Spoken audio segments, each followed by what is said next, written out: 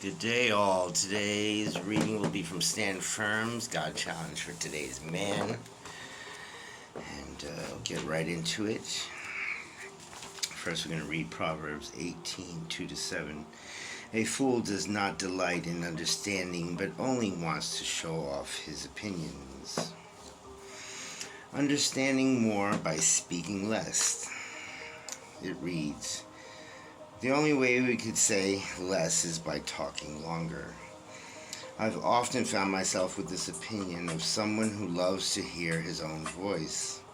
Worse still are those times when I recall some of my own words and realize that I had been that person.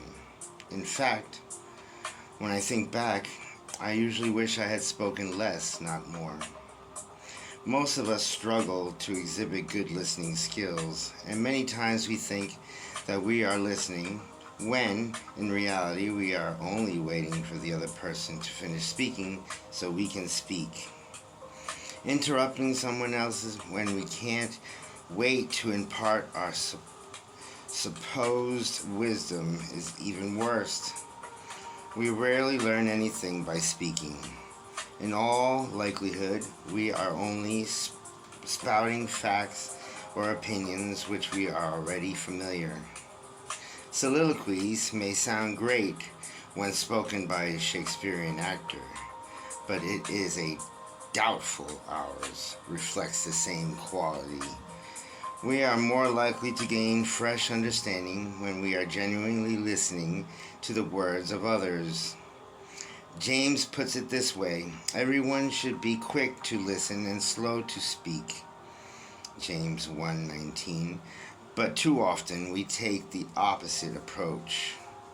In today's scripture passage we find that wisdom's writer describing a fool and his selfish proprieties when having a conversation. His goal is airing his own opinions rather than seeking to gain understanding by listening. The writer goes on to indicate that a fool's lips lead to strife and are actually a trap for his own life. You've likely heard the old adage, better to remain silent and be thought a fool rather than to open one's mouth and remove all doubt. Listening effectively is hard and it takes practice to develop, but scriptures tell us that it is worth the effort. Understanding is always better than strife.